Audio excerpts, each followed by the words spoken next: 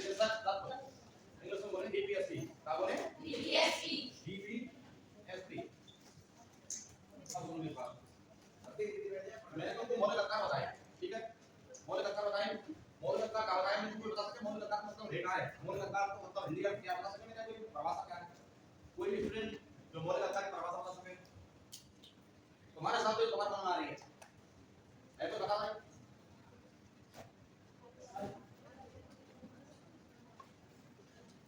अरे बताओ, हाँ बता। तू तो पढ़ाई कर रहा है, मौलिक आकार कहाँ है? हाँ तू इधर, हाँ बता। देखो मेरी बात है, तो सुनो। व्यक्ति के व्यक्तित्व का विकास करने के लिए, व्यक्ति के व्यक्तित्व का विकास करने के लिए संविधान द्वारा जो अधिकार दिए गए हैं हमारे पास, वे मौलिक अधिकार है। कुछ अधिकार है मौलिक अधिकार। अब एक बात मैं मौलिक अधिकार पढ़ाई हमारे पास, मौलिक अधिकार की कोचिंग पढ़ाई तो मैंने मौलिक अधिकार में एक बात बोली। कौन सी? क्या मौलिक अधिकार बाध्य योग प्रवृत्ति के हैं? किस प्रवृत्ति के? बाध्य योग। अच्छा शब्द सुन, बाध्य योग प्रवृत्ति देखा है। अगर कोई भी ऐसा कानून सरकार बनावे जहाँ से हमारी स्वतंत्रता अखंडता है ठेस पहुंचे, यानी कि हमारे मौलिक अधिकारों को उल्लंघन हुए, तो वहां के खिलाफ हम सुप्रीम कोर्ट में अपील कर सकें। ठीक है भाई? बाध्य योग का मतलब लेकर है कोई ऐसी चीज जाके खिलाफ सुप्रीम कोर्ट में हम क्या कर सकें? अपील कर सकें, केस कर सकें। ठीक है भाई? अच्छा एक बात बताओ, अब मैं बात कर रहा हूं वहां का नीतिगत तत्व की। जो मौलिक अधिकार है वे तो है व्यक्ति के व्यक्तित्व को विकास कर देते हैं, तो नीतिगत तत्व इनकी कार्य बनी ये क्यों बनाई? देखो सरकार के कुछ दायित्व है जो कि मौलिक अधिकार के द्वारा पूरे करेंगे। ये जो नीति निर्देशक तत्व है ना, ये दायित्व है राज्य के। कौन के? राज्य के। ये जो नीति निर्देशक तत्व बनाएंगे राज्य को बनाएंगे, राज्य को कुछ ना कुछ ऐसी व्यवस्था करनी चाहिए अपने अंदर जहाँ कि राज्य के नागरिक को भलो हो, सुविधा हो, कोई भी ऐसी योजना बनावे जहाँ से ज्यादा से ज्यादा राज्य के लोगों को कल्याण हो। ठीक है? वहां को ये नीति निर्देशक तत्व बनाए गए हैं। इनको व्यक्ति को कोई संबंध ना हो, व्यक्ति के संबंध की अगर बात करें तो ये मौलिक अधिकार है जो कि व्यक्ति के व्यक्तित्व को विकास करके बनाए। लेकिन नीति निर्देशक तत्व की बात करें तो ये राज्य के दायित्व में। कौन के दायित्व में? राज्य के दायित्व में। ठीक है? अब मेरी बात सुनो। तेज बहादुर सिंह सप्रू एक नाम है, तेज बहादुर सिंह सप्रू। ठीक है भाई? ठीक है? तेज बहादुर सिंह सप्रू ये एक आदमी का नाम है, या आदमी का नाम पर समिति बनाएगी। समिति का नाम है तेज बहादुर सिंह सप्रू। यानी सिफारिश करी कि हमें संविधान में नीति निर्देशक तत्व जोड़ने चाहिए। अच्छा एक बात आप सिफारिश करी तो नीति निर्देशक तत्व कहीं ना कहीं ऑलरेडी पहले से किसी ना किसी देश के संविधान होंगे, तभी तो हमारे देश के संविधान में बात आए। उन्होंने और देश में संविधान पढ़े तब हमारे देश संविधान बनाया भाई। कम से कम भारत को संविधान बना रहे तो 60 से ज्यादा देशों को अध्ययन करेगा संविधान से, और उनमें से मैं कोई चीज छाटी गई तो तुमने पढ़ी हुई एक चीज को लिखाई, कौन से देश से खाली को लिखाई ना लिखाई? लिखाई। तो नीति निर्देशक तत्व जो है वो कहां से लेने हैं? कहां से? आयरलैंड। अब मेरी बात सुनो, नीति निर्देशक तत्व अबाध योग प्रवृत्ति है। कैसी? अबाध योग। अच्छा यार क्या मतलब बताओ, क्या मतलब है? यानी कि जरूरी ना है कि राज्य नीति निर्देशक तत्वों को पालन करे, वो राज्य की इच्छा पर डिपेंड है। अगर तुम ऐसा ना कह सकते, अगर नीति निर्देशक तत्वों को पालन नहीं करोगे तो तुम खिलाफ सुप्रीम कोर्ट में अपील नहीं कर सकते। वो राज्य की मर्जी करे कि ना करे। ठीक है? बाकी खिलाफ तुम सुप्रीम कोर्ट में अपील ना कर सकते। यहाँ के बाद कौन सी प्रवृत्ति है? ठीक है भाई? अब नीति निर्देशक तत्वों के बारे में अलग अलग लोगों ने अलग अलग कथन कहे।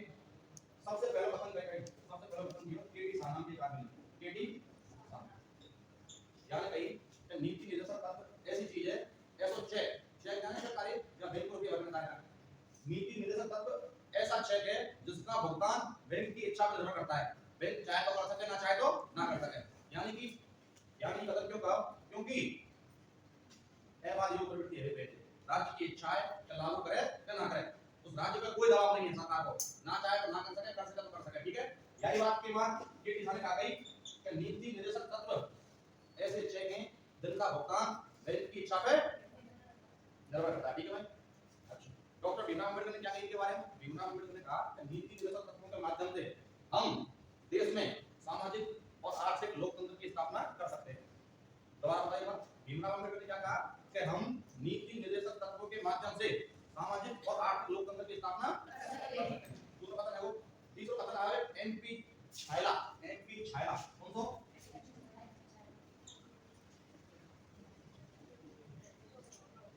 यानी कहीं अगर वास्तविकता में संविधान में जो नीति निर्देशक तत्व में बात कही गई है 36 से अनुच्छेद 36 से लेकर 51 तक, अनुच्छेद 36 से लेकर 51 तक नीति निर्देशक तत्व को बढ़ाने ठीक है भाई सुनना में, यानी कहीं अगर वास्तविकता में जो इन अनुच्छेदों में बात कही गई है और वे नीति में लागू कर देंगे राज्य में, तो एक राज्य में स्वर्ग को समारोह हो जाओ, क्या समारोह हो जाओ। अगर तुमसे क्वेश्चन पूछे कि यह कथन किसका है कि राज्य नीति निर्देशक तत्व को लागू कर दिया जाए तो राज्य में स्वर्ग का समारोह हो जाएगा, स्वर्ग बन जाएगा, कौन सा नहीं। एक और आया विदेशी बापा नामो ग्रैनविल ऑस्टिन का नाम ग्रैनविल ऑस्टिन, ग्रैनविल यानी नीति निर्देशक तत्व से राज्य की आत्मा का क्या कहा, क्या कहा, राज्य की आत्मा। बताओ तो संविधान की आत्मा कहीं लिखे हैं, बताओ लिखा है संविधान की आत्मा कहीं लिखे हैं, अनुच्छेद 32 से कहीं थे, और अनुच्छेद 32 में तुम पढ़ाई रेट पढ़ाई के ना पढ़ाई रेट जनता की पढ़ाई में तो का है पढ़ाई ना पढ़ाई सबसे मोरी पढ़ाई ना पढ़ाई एरिया बहुत पास पढ़ाई ना पढ़ाई ना पढ़ाई ना जो ना पढ़ाई उनको कहीं ना कहीं दबाव में आओ पेपर पहले बैच को रिवीजन को हम में पढ़ा दूं, ठीक है भाई, ना पढ़ाई कोई ऐसी बात ना है, बहुत चीजें को पढ़ा दूं। हां भाई सुनो, तो ग्रैनविल ऑस्टिन ने कहा कि नीति निर्देशक तत्व राज्य की आत्मा, ठीक है भाई, संविधान की आत्मा अनुच्छेद 32। और अगर जवाहरलाल नेहरू के अनुसार बात करें तो संविधान की आत्मा कहीं देखें, जवाहरलाल नेहरू के अनुसार बात की जाए तो संविधान की आत्मा मौलिक अधिकार में रहेगा, कहीं कही जाए। अगर ये पूछे कि जवाहरलाल नेहरू के अनुसार संविधान की आत्मा तो कहेंगे मौलिक अधिकार, केवल ये पूछी जाए कि संविधान को संविधान की आत्मा कहता है 32। और खत्म में पूछ दे तो ग्रैनविल ऑस्टिन के अनुसार संविधान की आत्मा कौन है, नीति निर्देशक, नीति निर्देशक कहां लिए गए हैं, कहां लिए गए हैं, आयरलैंड। कैसी प्रवृत्ति है कि आवाज हो, अगर कोई राज्य चाहे नीति निर्देशक लागू करना, कोई ना चाहे, ठीक है, बाई चांस कोई ने नहीं कर दे, हम लागू ना करेंगे तो बताओ सुप्रीम कोर्ट में जा सकते हैं ना जा सके, ना जा सके, क्यों ना जा सके, प्रवृत्ति कैसी है, आवाज हो, ठीक है भाई। कौन सी संधि के तहत बनाए गए, केटी साहब ने कहा है इनके बारे में, एक ऐसा चेक जिसका भुगतान बैंक की इच्छा पे एमपी छालन का दी, अगर वास्तविकता में जो इनमें बात कही गई ना वे धरातल पर लागू कर दी जाए तो एक राज्य में स्वर्ग को समारोह हो जाएगा, ठीक है भाई। ग्रैनविल ऑस्टिन ने नीति निर्देशक तत्व को क्या कहा है, संविधान की आत्मा।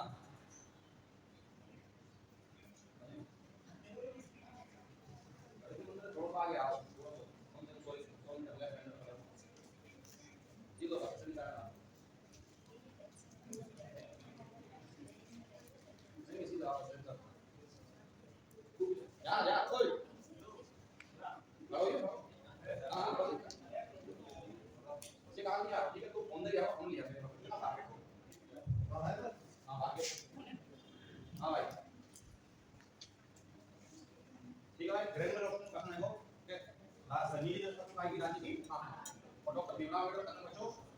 नीति निर्देशक तत्व के माध्यम से राज्य में सामाजिक और आर्थिक लोकतंत्र की स्थापना की जाए, ठीक है भाई। कोई दिक्कत समझ में ईपीएस नीति निर्देशक तत्व में कोई दिक्कत देखो दोस्तों से हमारे देखो बढ़िया और कौन एक बात है, नीति निर्देशक तत्व का जो उद्देश्य है ना वो लोक कल्याणकारी, कैसे लोक कल्याणकारी समाज की स्थापना हो। अभी आप लोग 2015 मार्च को यूपीएससी के पेपर आए हैं, हम देखिए था कि डायरेक्ट क्वेश्चन पूछो कि नीति निर्देशक तत्व की स्थापना का उद्देश्य क्या है, लोक कल्याणकारी समाज की स्थापना, ठीक है। देखो भाई पहले ना दी नीति निर्देशक तत्व क्वेश्चन में जो अनुच्छेद 36 से क्या मतलब,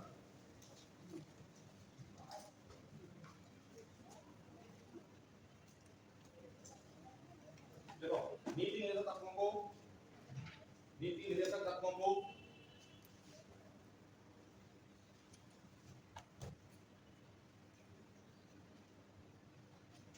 तेज बहादुर सिंह सप्रू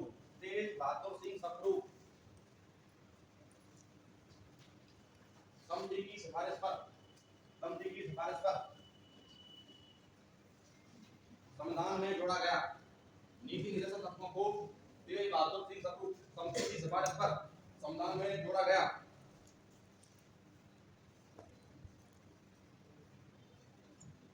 इनका उल्लेख संविधान के भाग 4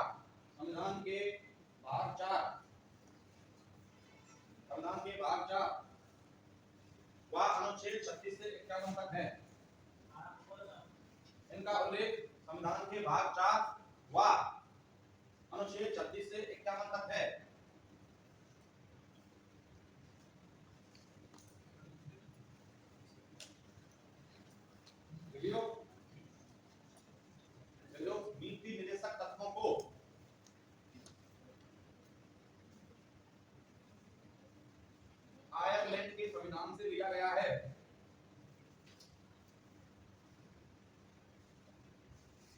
आयरलैंड के संविधान से लिया गया है एवं इनका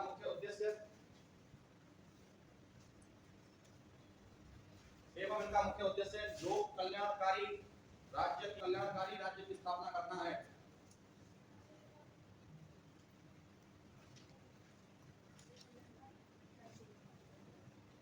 इनकी प्रवृत्ति अबाध योग्य है।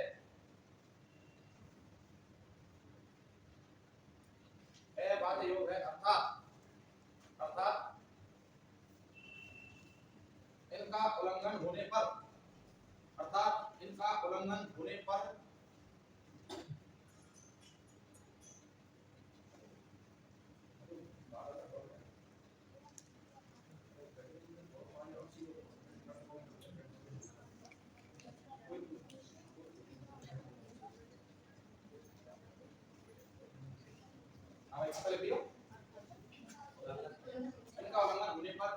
हम न्यायालय में अपील नहीं कर सकते।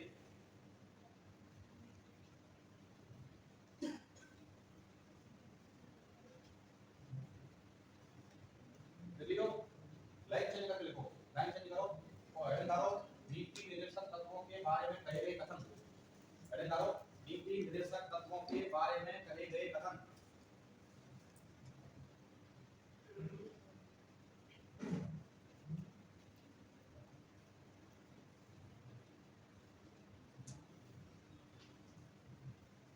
देखो भाई पहलो केटी साहब लिखो, केटी साहब आते हैं अंदर लिख दो तब लिखिए आप। केटी साहब ने इनको ऐसा चेक बताया, केटी साहब ने इनको ऐसा चेक बताया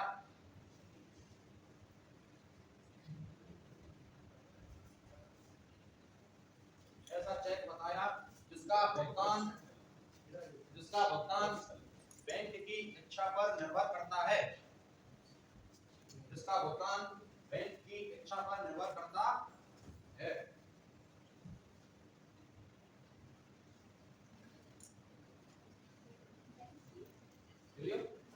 केटी साहब ने इनको ऐसा चेक बताया जिसका भुगतान बैंक की इच्छा पर निर्भर करता है।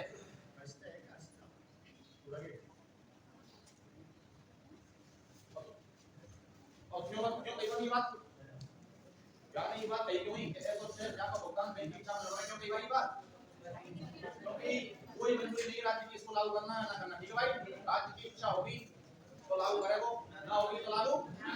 ठीक है भाई, दूसरा कथन लिखो एमपी छायला। दूसरा कथन है एमपी छायला।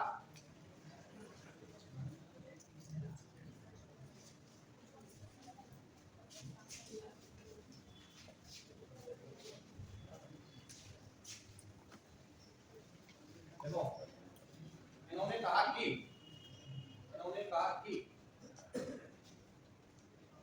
नीति निर्देशक तत्वों में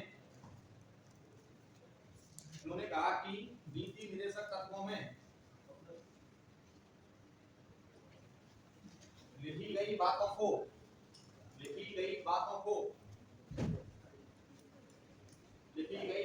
को अगर पूर्ण रूप से लागू कर दिया जाए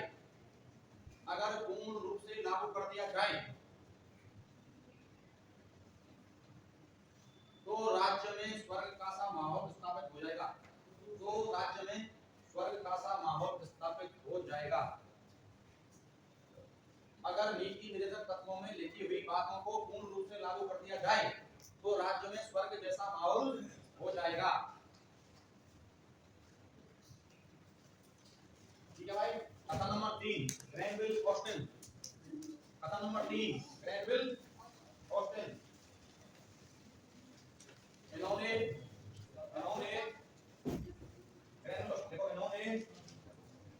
नीति निर्देशक तत्वों को संविधान की आत्मा कहा। इन्होंने नीति निर्देशक तत्वों को राज्य की आत्मा कहा। राज्य की आत्मा कहा।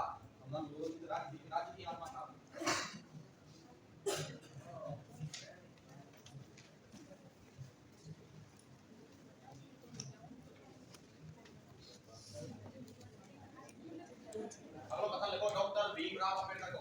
सर्वप्रथम डॉक्टर भीमराव अंबेडकर। इन्होंने कहा कि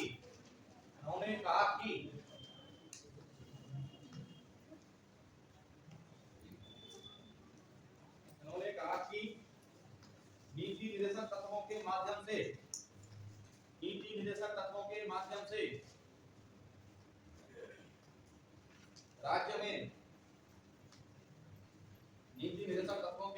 से राज्य में सामाजिक व आर्थिक लोकतंत्र की स्थापना की जा सकती है। इन्होंने कहा कि राज्य में नीति निर्देशक तत्वों के माध्यम से सामाजिक व आर्थिक लोकतंत्र की स्थापना की जा सकती है।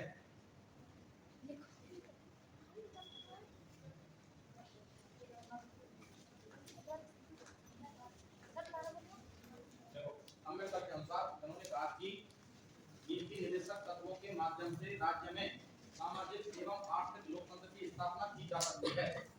भाई अब देखो, अब चालू है तुम्हारा अनुच्छेद 36 और 36 से 51 तक नीति निर्देशक तत्व, ठीक है। अब मैं तुम्हें बता रहा हूं अनुच्छेद 36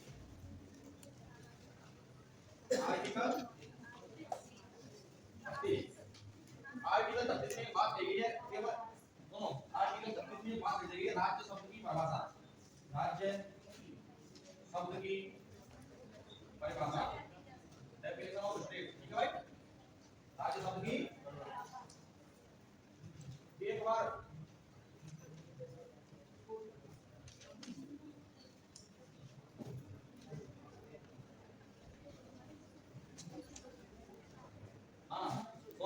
राज्य का है, राज्य शब्द की परिभाषा लिखते हैं, दिखाई समाता है।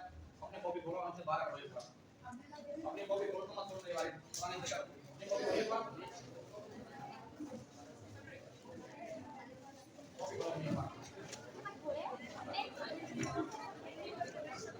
हां भाई, नाम तो राज्य परिभाषा यानी कि 15-16 नाम गैप ले लो, 40 के गाय की सब ये ना गाय भरी को पढ़ने नहीं को, तो दोनों भी अच्छा लगा कोई बात नहीं, तुम्हारा है तुम पढ़ेगा भूल जाना। सुनो भाई, अनुच्छेद 12 में अनुच्छेद 36 से पहले अनुच्छेद 12 में राज्य शब्द की परिभाषा को वर्णन करेगा। राज्य शब्द की परिभाषा क्या है?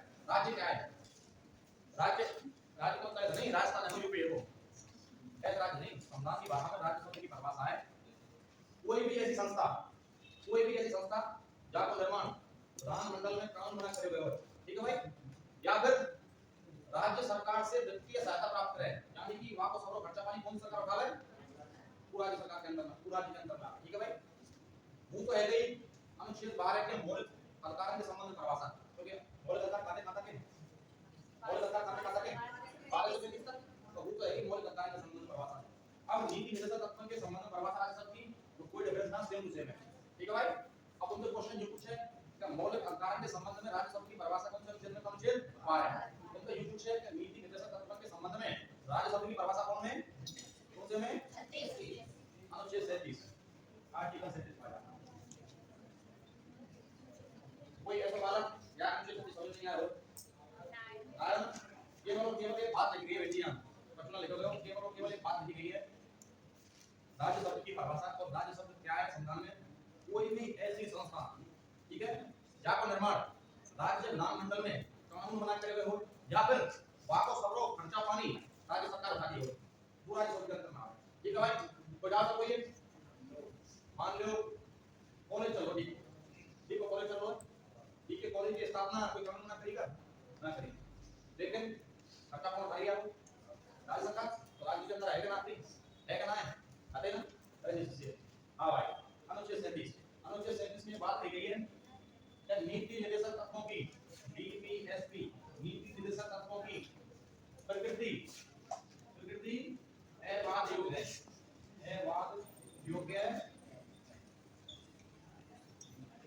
योग्य है, लेकिन राज्य कोई भी कानून या कोई भी योजना बनाते समय इनको ध्यान में रखेगा। मानिए बात लिखी रही संविधान में कि डीपीएसपी यानी कि नीति निर्देशक तत्वों की प्रकृति अवाजिब है, और अवाजिब को मैं तो मतलब समझाया कि जाके खिलाफ कोर्ट में अपील ना कर सकें, ठीक है। लेकिन प्रकृति अवाजिब है, लेकिन राज्य अगर कोई भी कानून बनाएगा या फिर राज्य अगर कोई भी योजना लागू करेगा तो इन्हें ध्यान में जरूर रखेगा, जो बात कही ना मैं, इन्हें ध्यान रखते हुए बनाएगा, ठीक है भाई। कोई दिक्कत दोनों क्षेत्र में, दोनों क्षेत्र कोई इंपॉर्टेंट ना केवल भाषा छोटी बात नहीं है। ये इंपॉर्टेंट है। आर्टिकल 30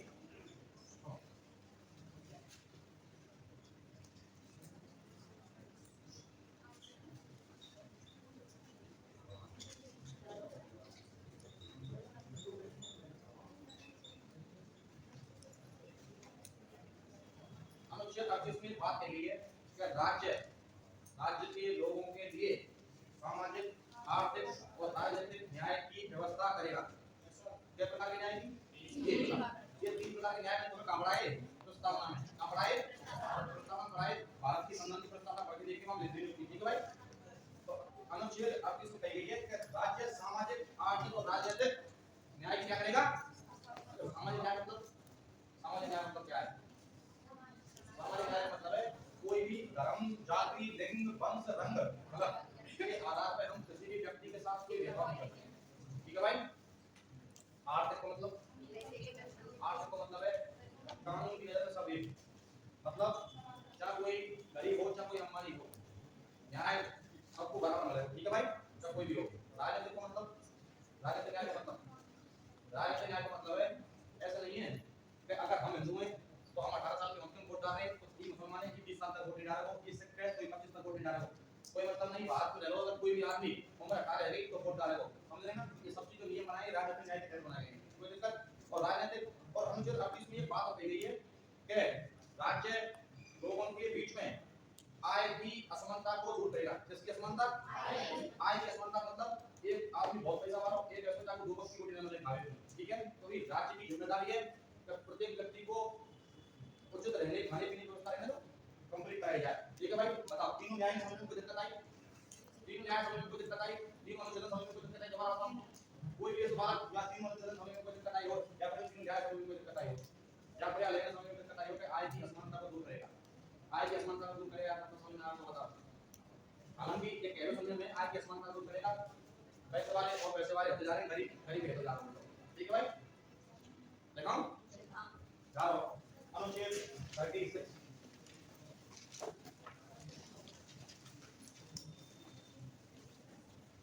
अनुच्छेद 36 में राज्य शब्द की परिभाषा।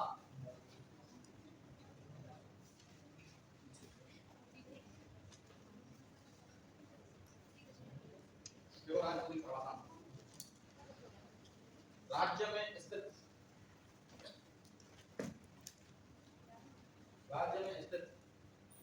कोई भी ऐसी संस्था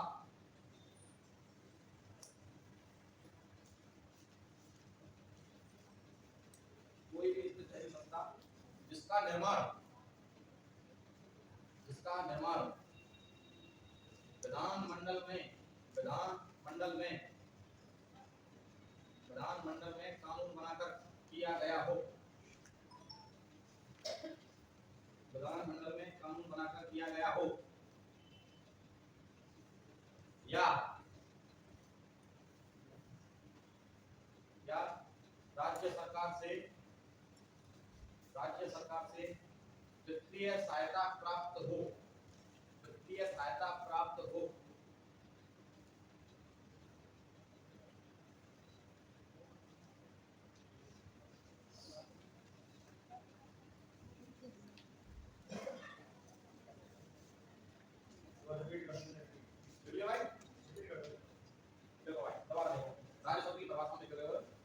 राज्य में स्थित कोई भी ऐसी संस्था जिसका निर्माण राज्य विधानमंडल में कानून बनाकर किया गया हो, या राज्य सरकार द्वारा वित्तीय सहायता प्राप्त संस्था हो, ठीक है भाई। कई के अंतर्गत आ रही है, राज्य के अंतर्गत, कई के अंतर्गत अनुच्छेद 37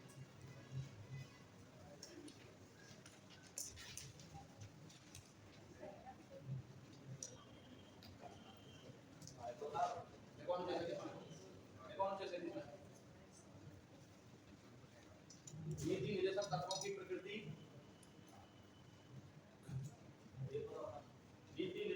की प्रकृति, नीति निर्देशक तत्वों की प्रकृति कुछ भी कहो, अबाध योग्य होगी,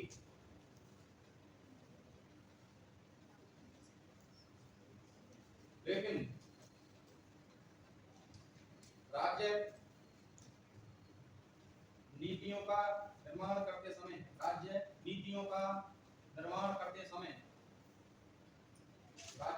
नीतियों का निर्माण करते समय इनको ध्यान में रखेगा। राज्य नीतियों का निर्माण करते समय इनको ध्यान में रखेगा।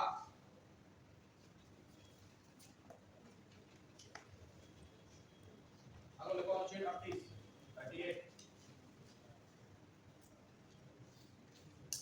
राज्य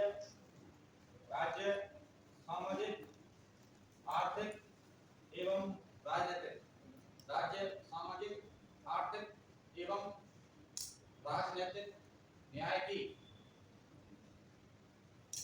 उचित व्यवस्था करेगा।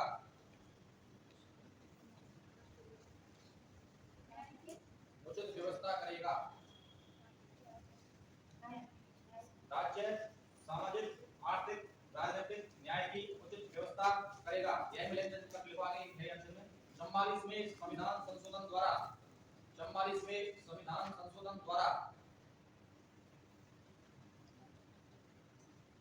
इसी अनुच्छेद में कहा गया है कि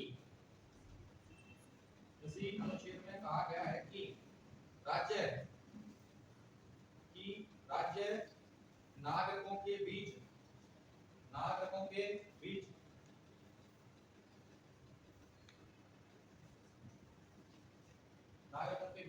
आय की असमानता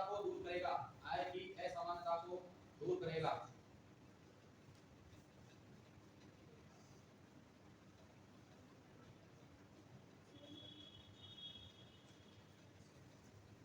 देखिए भाई समझ लीजिए।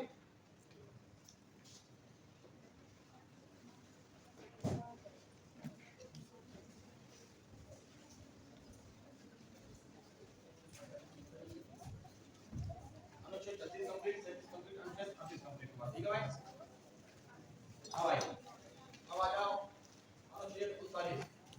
देखो पूरे संविधान की बात करी जाए तो सबसे महत्वपूर्ण तुम्हारा जो अनुच्छेद है पूरे संविधान को अनुच्छेद 13 कौन सा 13 मौलिक अधिकार के संबंध में बात करी जाए तो मौलिक अधिकार के संबंध में सबसे महत्वपूर्ण अनुच्छेद 32 कौन सा 32 नीति निर्देशक तत्व के संबंध में बात करी जाए तो सबसे महत्वपूर्ण अनुच्छेद 39 39 चार बैठे आर्टिकल 39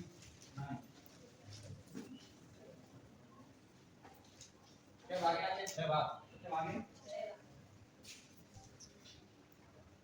39 को ए 39 को ए में कहावत दी गई है कि राज्य पुरुष और महिलाओं मेल और फीमेल दोनों के लिए रोजगार के समान अवसर उपलब्ध कराएगा। रोजगार के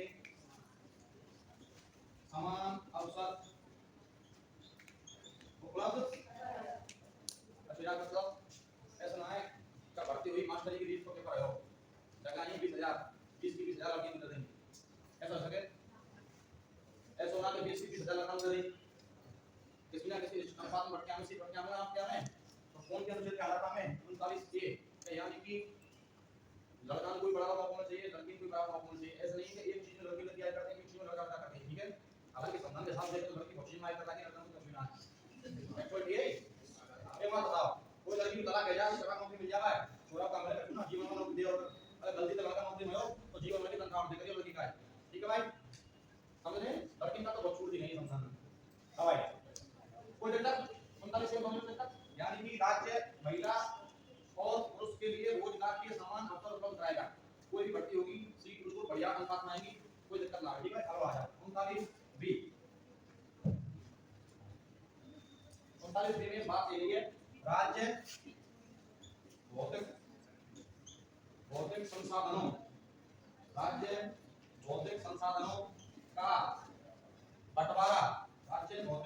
का बंटवारा इस तरह से करे कि अधिक से अधिक लोगों को उसका लाभ मिल सके। राज्य भौतिक संसाधनों का बंटवारा इस तरह से करे कि अधिक से अधिक लोगों को लाभ मिल सके मतलब लाभ मिल सके। अब हो जाना मान लो 3 राज्य गुजरात यूपी राजस्थान फसल हुई कोई फसल कटाई के टाइम पे कोई भी प्राकृतिक आपदा बाढ़ तूफान आदि की वजह से फसल नष्ट हो गई।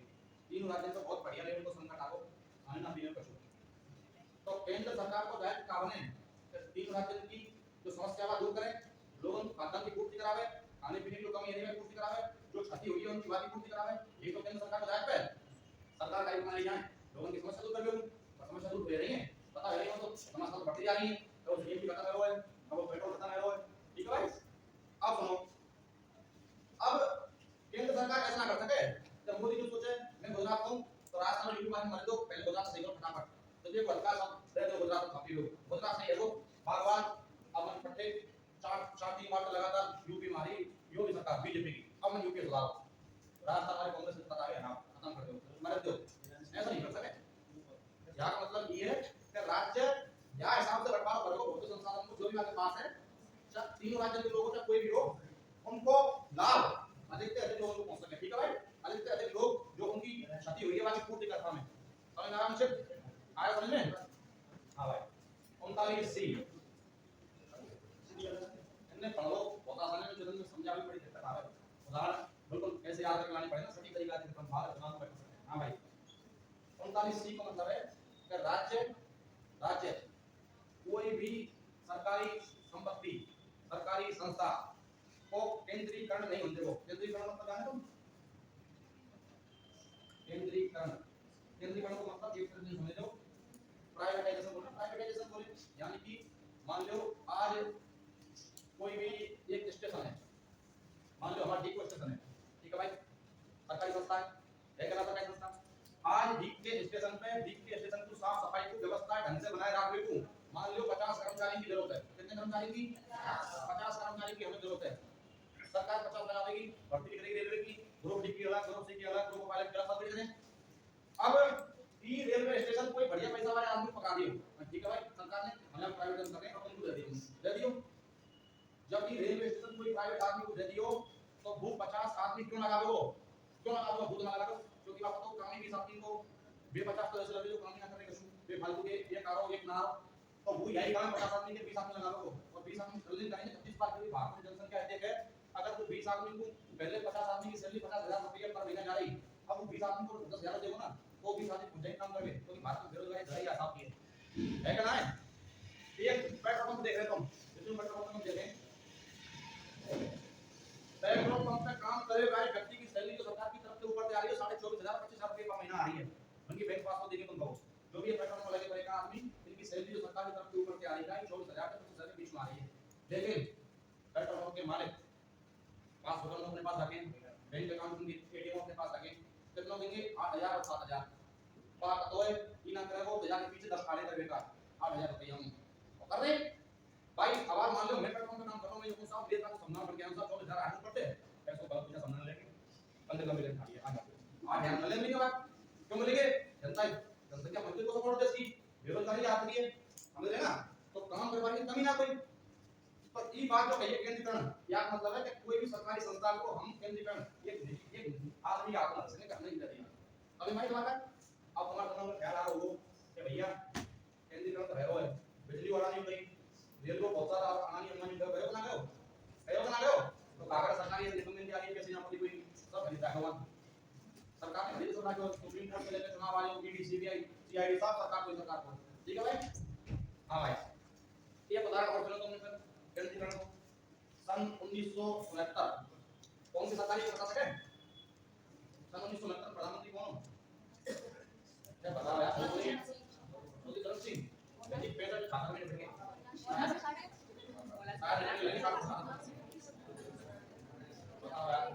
अरे बता भाई 1969 में कौन सी सरकारी कौन की ये बता है उनका मतलब कौन भाई 1969 सरकारी इंदिरा गांधी की, कौन की इंदिरा गांधी। और तुमने एक बात कई बार बहुत अच्छी तरह पढ़ी होगी या सुनी होगी कि सन 1969 में इंदिरा गांधी ने 14 बैंकों का केंद्रीकरण कर दिया, पढ़ी ना पढ़ी, जब संविधान लिख रहे हो कि सरकारी संस्था को हम केंद्रीकरण नहीं कर सकें तो फिर बाणी कैसे कर दी हो, इंदिरा गांधी ने 1969 में 14 बैंकों को केंद्रीकरण कैसे कर दिया, जबकि संविधान में तो स्पष्ट कही गई है कि कोई भी सरकारी संस्था को हम केंद्रीकरण नहीं कर सकें। जब 1969 में 14 बैंकों को केंद्रीकरण कर दियो तो 1973 और 1970 दो साल हमने याद रखी, 1973 याद रखी, 1900 ये स्वागत भारती ये बात हो क्या जगह बहुत फेमस है, वहां में चैलेंज करे पूरी बात, जब इंदिरा गांधी ने समझाई ये जो हमने कहा ये केंद्रीकरण ना करो, ये कहो कि सार्वजनिकरण, या फिर ज्यादा से ज्यादा लोगों को फायदा सके, तब जाके सुप्रीम कोर्ट में ये अलाउ है। ठीक है भाई, केंद्रीकरण के अंदर बनाओ, वो अंतर बहुत बड़ा टाइप में सार्वजनिकरण। ठीक है, 39 डी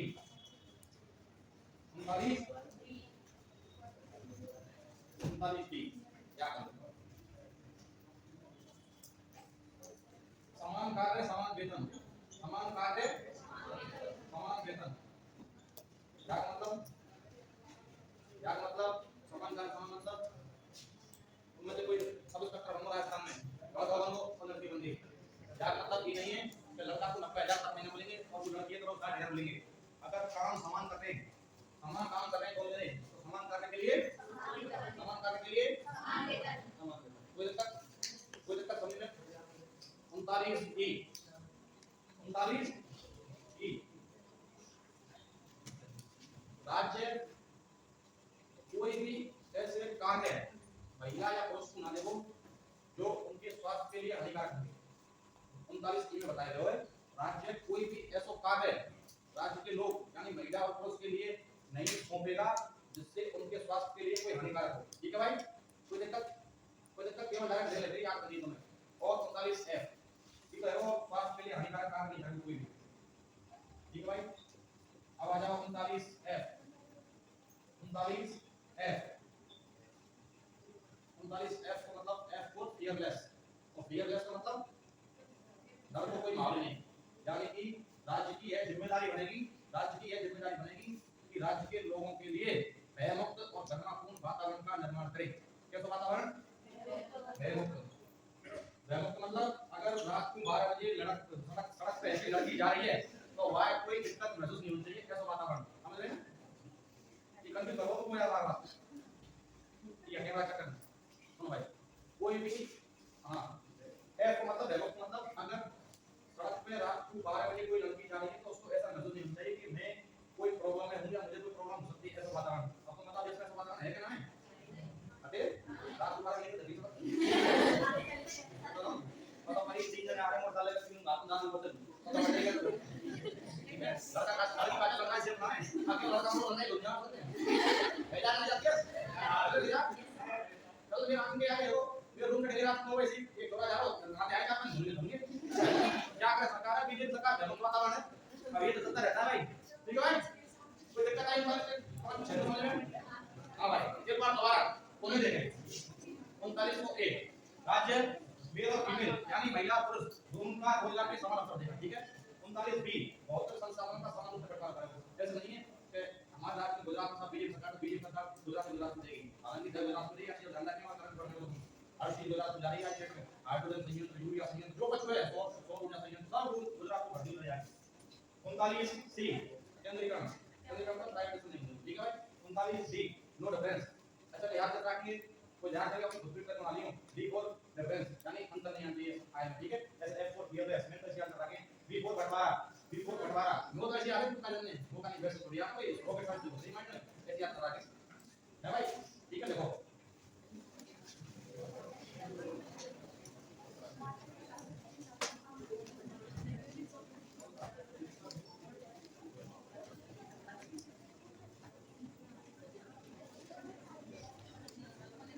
देखो भाई, अनुच्छेद 39 ए, अनुच्छेद 39 ए, अनुच्छेद 39 ए देखो राज्य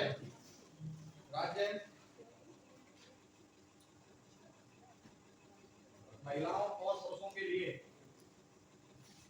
राज्य महिलाओं और पुरुषों के लिए रोजगार के समान अवसर प्रदान करेगा। राज्य महिलाओं और पुरुषों के लिए रोजगार के समान अवसर प्रदान करेगा।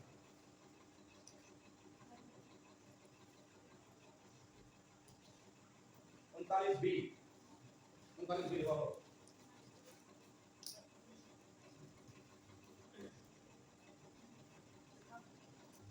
देखो राज्य दोबारा बोलो 39 से दोबारा सुनो भाई 39 बी ठीक है, 39 बी लिखो। राज्य भौतिक संसाधनों का बंटवारा, राज्य भौतिक संसाधनों का बंटवारा इस प्रकार करेगा, राज्य भौतिक संसाधनों का बंटवारा इस प्रकार करेगा कि अधिक से अधिक